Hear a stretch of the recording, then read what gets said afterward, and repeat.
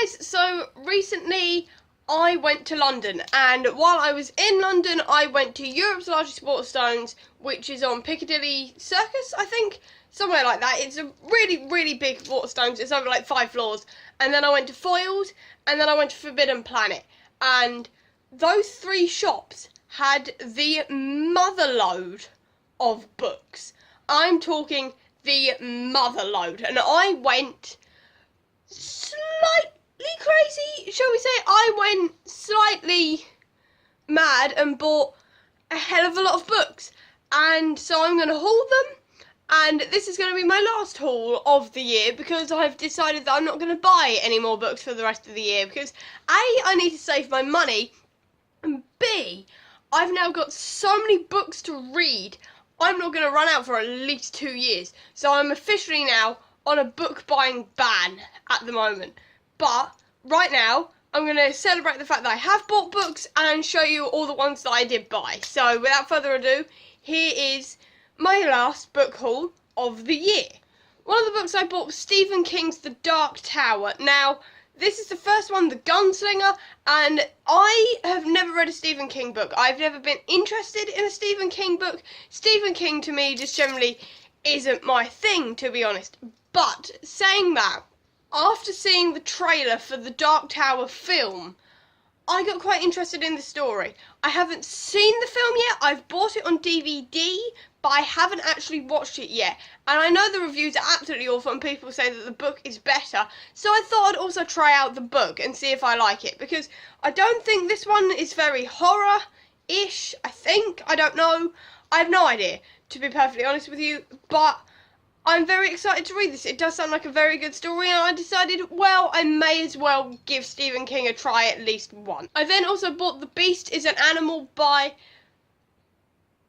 Peter Neil van Arsdale. I'm so sorry I've pronounced that wrong. I've definitely pronounced that wrong, but I bought this one, and this one is a Beauty and the Beast retelling, and you guys know me, I love Beauty and the Beast. Beauty and the Beast is my favourite, like, musical fairy tale-y thing, and I'm always on the lookout for more Beauty and the Beast retellings, because one day I want to write my own Beauty and the Beast retelling. I've got the idea solidly in my head right now. I just want to sort of get more research around Beauty and the Beast by reading other retellings and watching the film obsessively, maybe reading the original, and listen to the songs over and over and over and over and over and over again until I actually start writing. But this one sounded really good.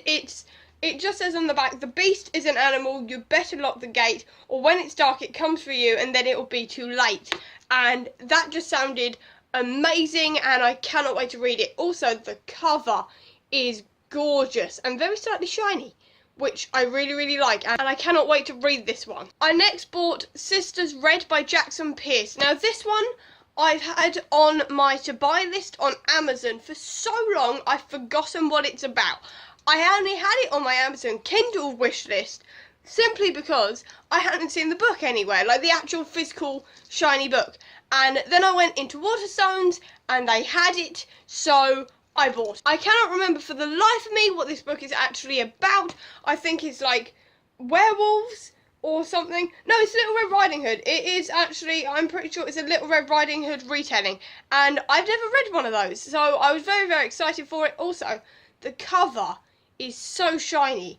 I absolutely love it, so I had to pick it up. I also bought Danielle Vega's The Merciless. Now, this cover immediately is far too pink for me, but then there's a pentagram.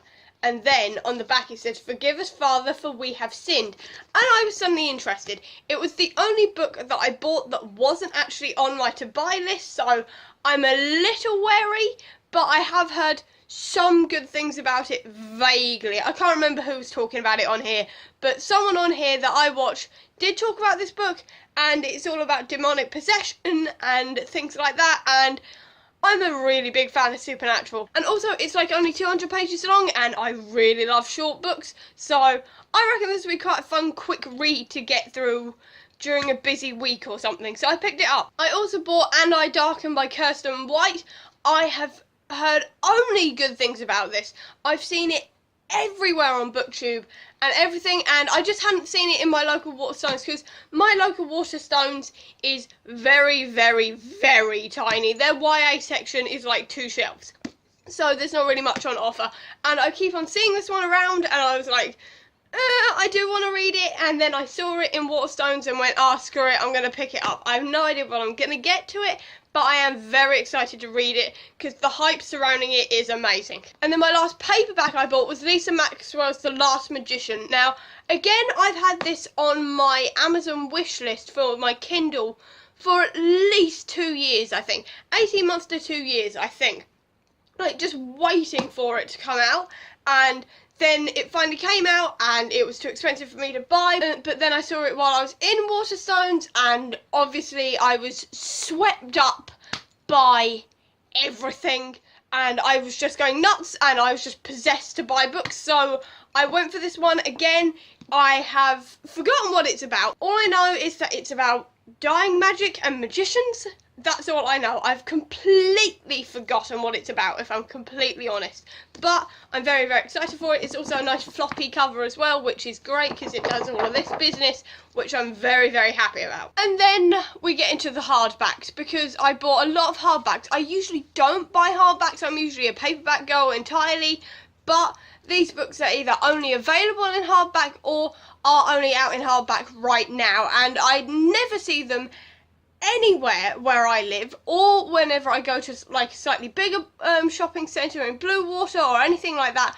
I never see these books, so I had to take advantage while I was there and buy them, or at least that's the excuse I'm giving myself. The first one I got was The Gunslinger Girl by Lindsay Ely. I literally have not seen this anywhere where I live. Literally nowhere. I've checked obsessively since it came out and it's just not there. It's never been there. It was in Waterstones, I picked it up. It was the first book I picked up, and I'm so excited to read this one. I've heard so many really, really good things about this one, and I just generally cannot wait to read it. Now, this one's a bit fangirly, but I did buy The Amazing Book Is Not on Fire by Dan Howell and Phil Lester. Now, I'm a really big fan of Dan and Phil. The reason why I was in London in the first place was to go see their live show, which was amazing. Seriously, it was incredible. Even like the music choices before they came out was amazing. They played The Black Parade by My Chemical Romance just before they came out, and I have not seen an entire group of people sing a song that loudly when it's not been a concert ever. It was amazing, and then the entire show was incredible as well. I absolutely loved it, and it really just topped off a really great day anyway. And I just generally really love Dan and Phil. I really find them really entertaining and everything, and I just love their videos. So I finally decided to buy The Amazing Book Is Not on Fire because, well, I was seeing them that evening. I was buying books. I've never seen this one in my local Waterstones, so I gave up and bought it. And now this may be my favourite, but I finally bought The Beast's Heart. You have no idea how long I've been waiting for this book. This book I've been waiting for, God, ever since it was announced, I think it was. I've been looking for this everywhere. It was released in America like 2 years ago. Then it was released in like Australia like 3 months ago or something. And England has only just got it. It actually came out the day before I went to London. And I was so excited to see it. I actually found this one in Forbidden Planet. It wasn't in Waterstones, weirdly. It wasn't in Foyles. And I was starting to get slightly nervous because I was thinking, Waterstones is not going to get this. I'm going to have to buy it online. And I was so desperate for this one. I really didn't want to have to wait to buy it online or anything. But then luckily we went to Forbidden Planet. And in Forbidden Planet, their entire basement is books and comic books, and their sci-fi and fantasy section is basically half the basement, which was beautiful on so many levels. And this was sitting there and I had to have it. I had to buy it, so I rushed and bought it. I didn't think twice. I picked it up and I'm so excited to read this one. Again, this is a Beauty and the Beast retelling, but this time it's about the story of Beauty and the Beast from Beast's point of view, and something like that is something that I've been looking for a very, very long time, and I am so excited to read this one. You have no idea. This may be the top of the list of the new ones that I've bought that I want to read, like, right now. It's It just sounds amazing, and I've hyped it up so much in my mind. I really hope it stands to my expectations. And then I also bought Time Lord Fairy Tales because I am a massive Whovian. You have no idea. I love Doctor Who. Doctor Who is one of my absolutely favourite things.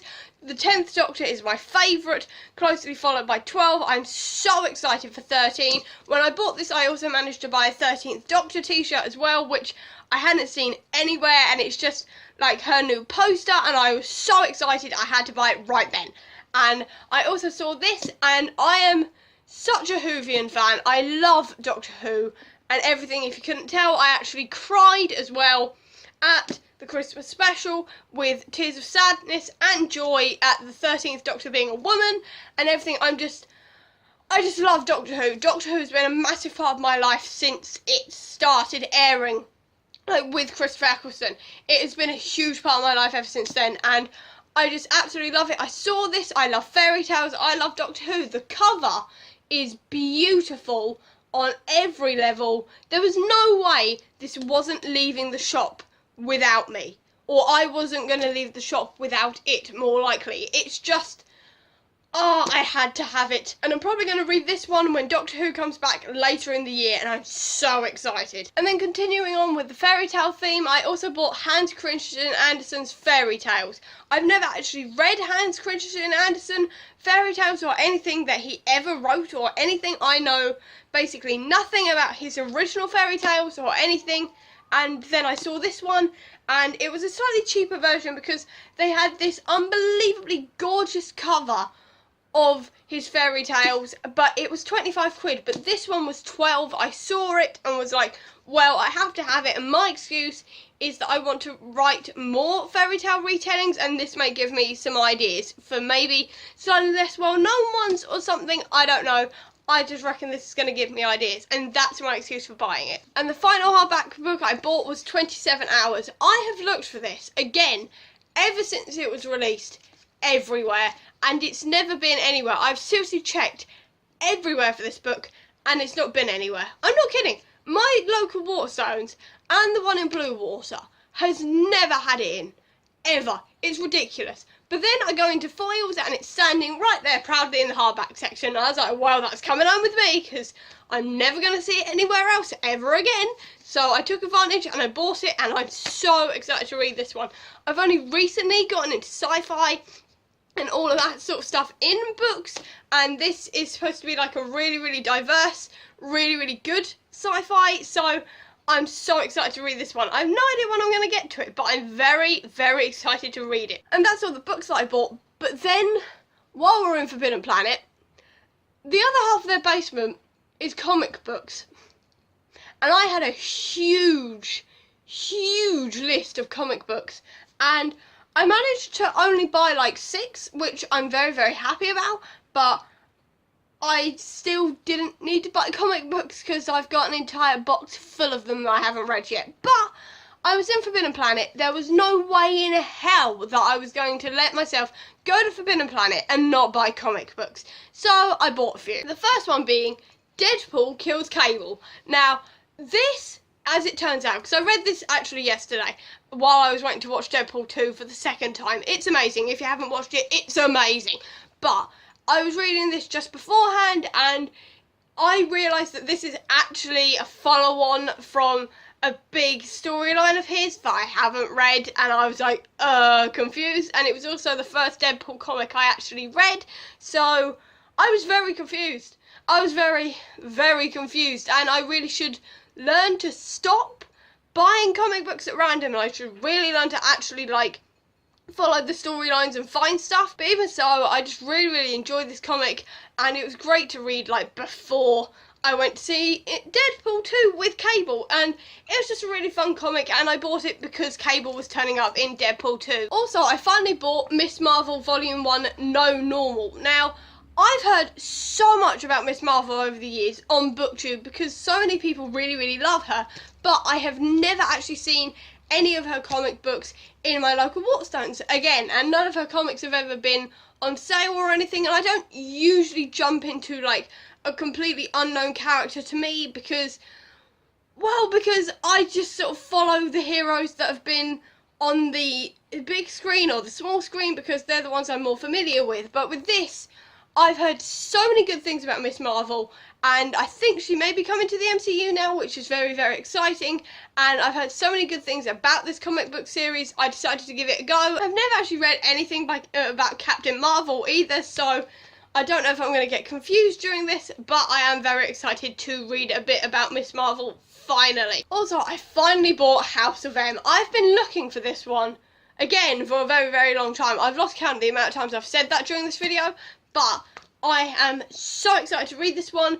It's my first X-Men comic that isn't Legion, and it's a really great big one. I think this one has got something to do with Scarlet Witch. I've actually forgotten what it's about, but it interests me because I've now just seen that Captain America is on the front cover. So I'm very, very excited to see what all this is about. Oh, and Spider-Man and Captain Marvel's on it.